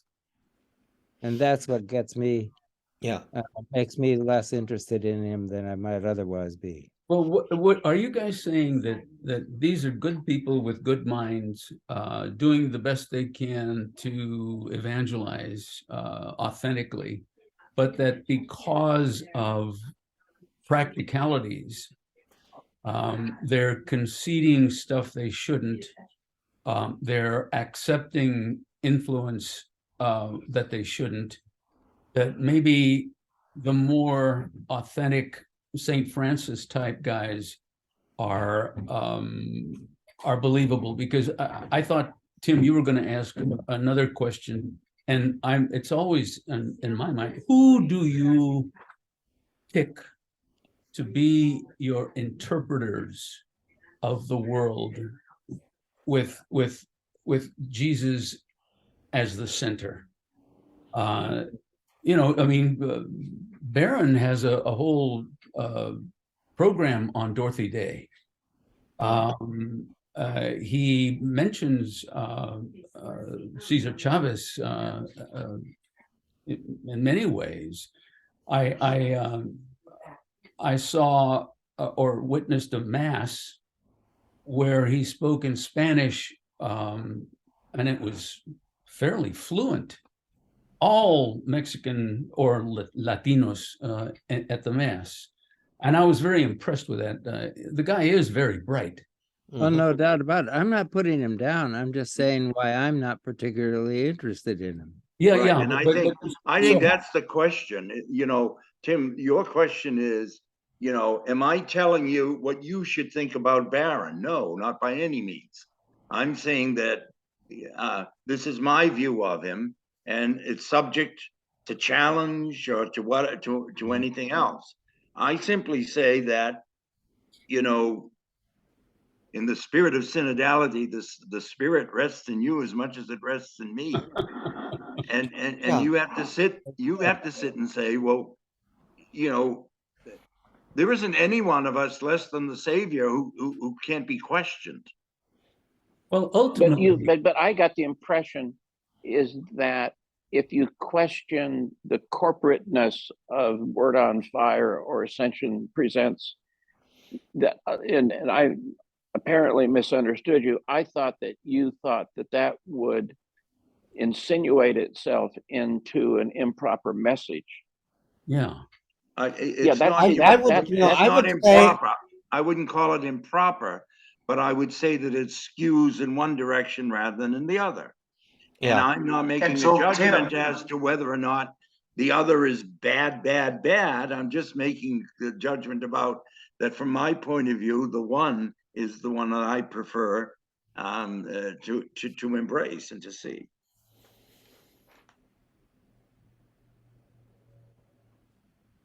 so Well, Tim, what I would say is benefit from it, but just recognize that it's not the whole picture.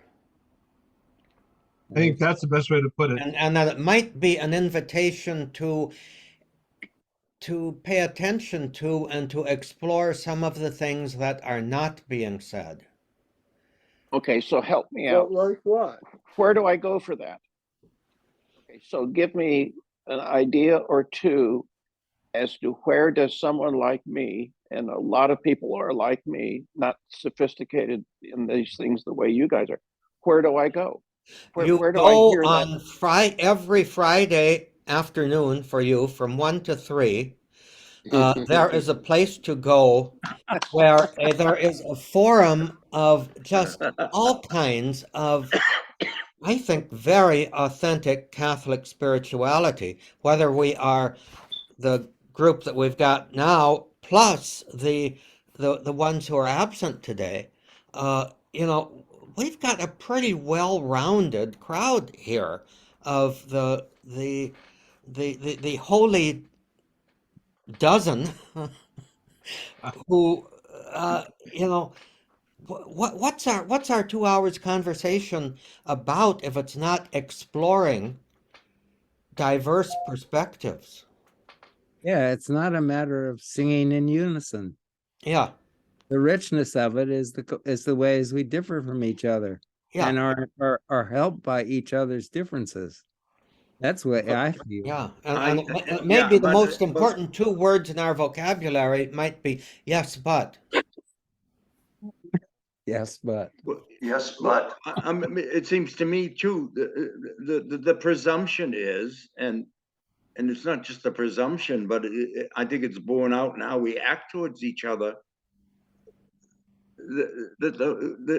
We share a fundamental faith, Mhm. and Yeah. upon that faith, we can see things differently, and that's the richness. That's the richness of the tradition of the church. Mhm. You know, that we And, can and that difference in faith, different ways we look at things, help us to grow, help us to Right. see things in a different perspective. exactly. It's important in our life to see things in different perspectives. And as a layman, Tim, whatever you pick up here, but you shouldn't be feel unsophisticated, because you operate from that base of faith, and that's the base in which you offer, and which we're all seekers. And I think that's that a lay person who sits with a group of priests and says, you know, but you guys are this, that, and the other thing. I mean, I don't. Maybe in some areas we're more knowledgeable, but I don't know anyone who would say one can make a test that my faith is deeper than yours. not at all. Well, I'm not, you know, faith Tim can be has- very Tim- simple, But obviously. yeah, I'm just saying it's the basis out of which we operate. Tim That's has why the we're Jewish- together. Tim has the Jewish gift of questioning. Amen. Yeah. We do. It's awesome. I'm It's sorry, really Ned, I refreshing. interrupted you. Yeah. No Okay. worries, Frank. I remember when I was getting into politics, I was getting sort of sucked into it. And these two very, very, very experienced guys in politics said, you know, you're going to go fairly well if you continue, because you just keep asking questions. And I think that's really, really true. And that's always been my underlying tendency. But here, you know, you want to drink from the water that gives you life. Yeah. You want to drink from the body and eat the body and drink the blood. You want to be able to be a light to others. And you want to give them the best that you can. And there's many times you say, I don't know anything about that. And then there's the tendency to become abstract to the point of structuring thought in a way that for people with pea brains like mine have trouble reducing to real life. And that's one of the reasons I pay so much attention to you, Fred, because you seem to connect them. And then there's the very utterly simple that you know, it's just way too simple. Fundamentalism. You know, you were talking about being tied too much to Father Schmitz, to the written word. None of us, or at least I can't, do the kind of in-depth thinking and reading that you guys can. So there's got to be some way, one would hope, that we can find the fount of water that's flowing and bringing us the goodness, and not being influenced by money or ideologies or that really determine what status you have within a community. I think I'm losing myself here. One wants to make one's own mind up, of course, but one needs some kind of leadership, and maybe taken to a place where we then get dropped and told, here are alternatives, or this is what I think. Here are places where you might find a lot of information that might change your mind.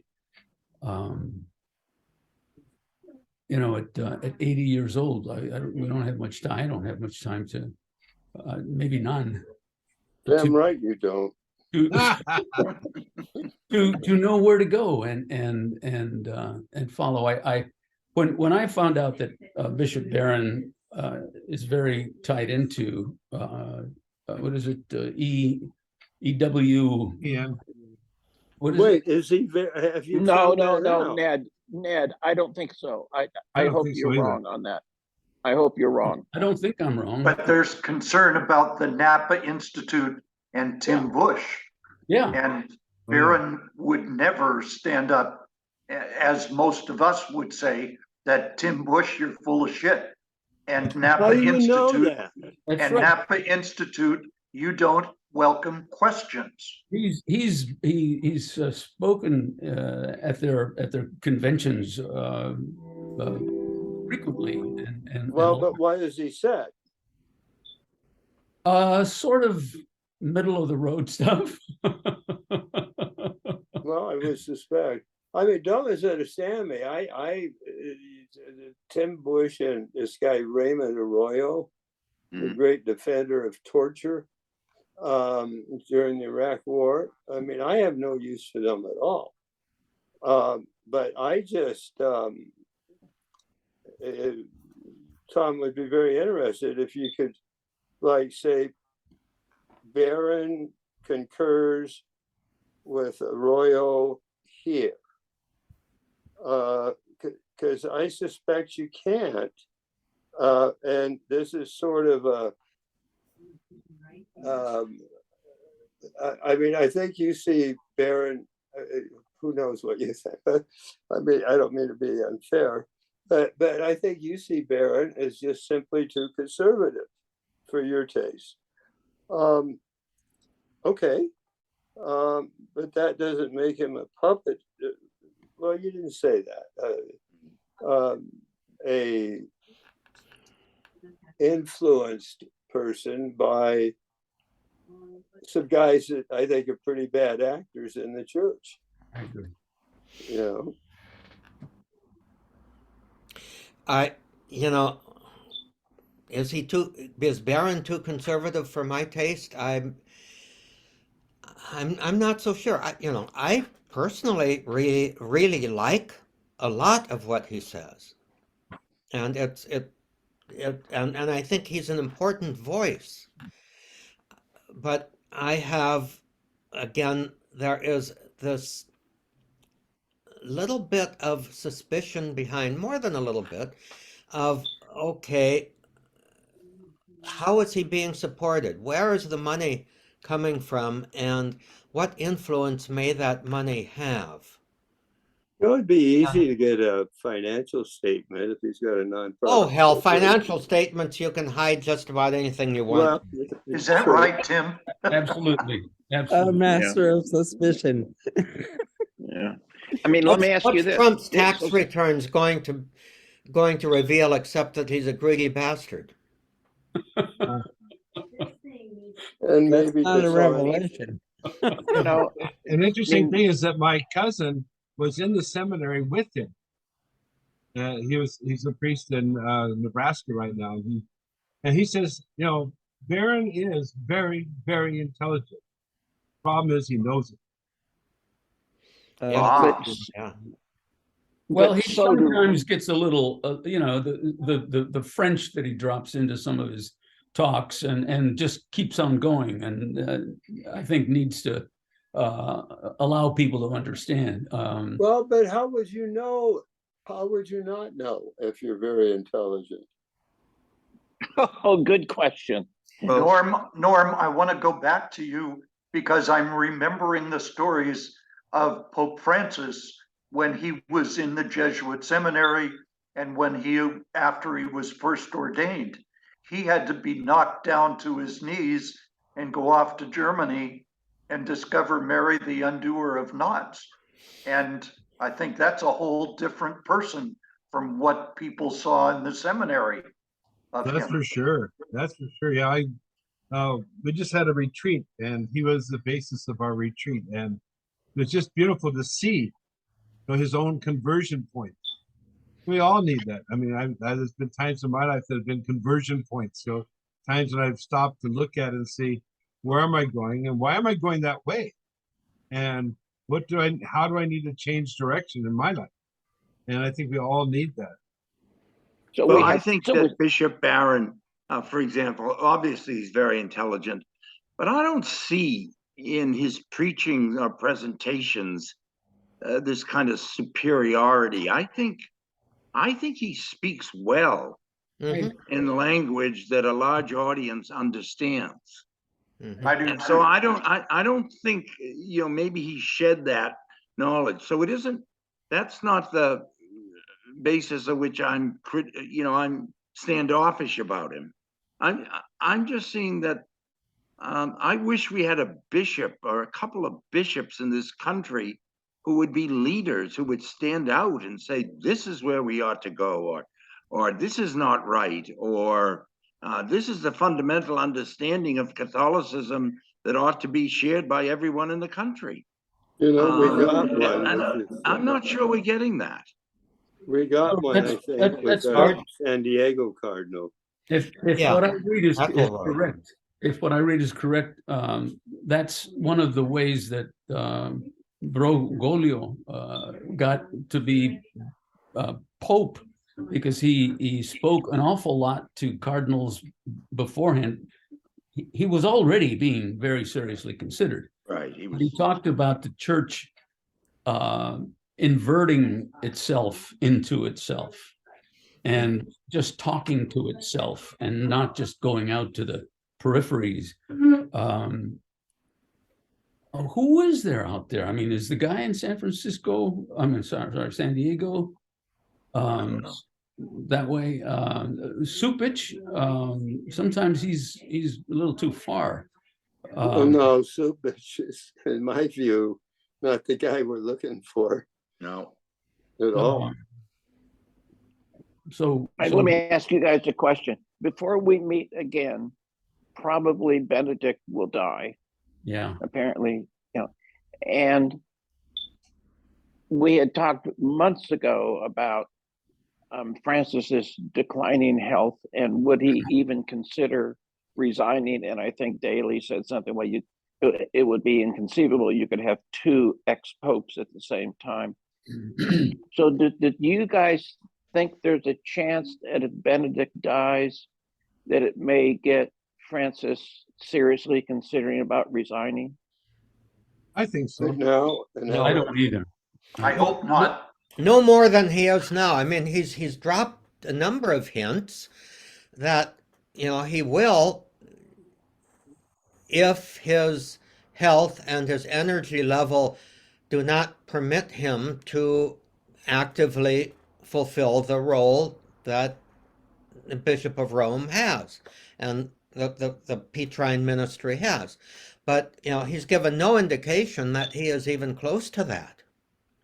Do many of you watch John Allen and Crux? I don't watch Yeah. it, but I read it. Insights into what goes on in Rome. Yeah. It's Yeah, a good one wonderful, today. I think. Yeah. I think he's just hell-bent, led by the Holy Spirit. He believes with his whole heart. he wants to change the church. He wants to open it up. He wants to go to the peripheries. He doesn't care if he shocks people, because he does that all the time. Yeah. And I don't think he's going to let go until he as Tom says, begins to feel that he's not effective. I think that he wants very much to be able to see this synod on synodality to its conclusion in 2024. Okay. I think he sees a lot of work ahead of him to implement the changes in the curial structure that he has already decreed, because that's still a long ways from being finalized. Yeah, he has a lot left to do. Whether He's he's going to be able to strength to do it is a problem. But I think he will determine. In other words, I don't think he's got a timeline in mind. I will always worship at his shrine, because when he came in, he just knew that our regimen about people eligible to receive the Eucharist was utter bullshit. And he almost said so, I thought. I mean, it's like, are you serious? This is bullshit. I'll always cherish him for that. Well, I really was grateful. Sorry. I was really grateful for Ned's talk, because while Barron is not my cup of tea, Pope Francis really is. And we're on the same page when it comes to Pope Francis. And that's part of your authenticity in your particular way. And that has to do with my own leaning another way. So different strokes for different folks. Yeah. Amen. And so this is New Year's weekend, and I've been thinking about, I joined this group, I don't know when, sometime early in the year, and it's been one of the real treats in my life is our Friday afternoon. I just wish that maybe Sandra would start serving me tea and scones or something when I'm in these sessions, but I'll have to talk to her about that. But I just want to say, guys, how much I've enjoyed the year, and hope that next year brings more blessings to each of us. And so, Happy New Year, guys. Happy New Year. Thank you. Well, thank you, Tim. And for the core that began, it was just 2 years ago that Ned made that fateful phone call to me in the height of COVID catastrophic confinement, wondering how I was. And that, what was it, in December, I think? Yep. Early December. And we thought, well, hey, let's get together again, and let's broaden this. Let's see, Johnny Grimmer might be wanting to join us, and et cetera, and the rest is, here we are. Yeah. 2 years. Here we are. That was providential awesome. in my book, Tom. That was a real providential thing. Yeah. Anyway, And then you went national. yeah. And we went national. But it's interesting how the connections were made, Obviously, George Crook was part of the original beginning, but we got George Farrick in, and through him, Right. Lonergan and Fred, and then with Farrick Bob C. and Fred, then comes the two Bobs and Frank. And wonderful. Anyway, I So agree. a lot of good entirely football. with what you said, Tim, about this group. I think it's even more than just the nice gathering. I think in our age, it has life-saving and life-energizing kind of reality. Could not agree more. Well said.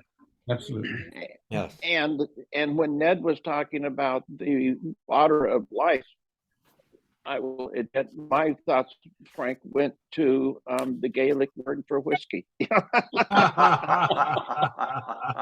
Had I known you would have done that, I would have been ready with a salute, Tim. Wait till, yes, tomorrow and Sunday, right? Oh, what You is got- that amber liquid, George? Yeah. Not whiskey, it looks Hey. like coffee. Nice tea. Catholic men Yeah, are good and drink coffee. fine. They always serve the best of wine. I find it so wherever I go, Benedicamus Domino. Amen. And Just on the- that happy note, shall we Hallelujah. all bless the Lord and bless Amen. one another? Yep. And may the peace of the Lord be with all of us. And adios, adieu. Adios. I do. And Adios, please, everybody. please Hasta meet with- mañana.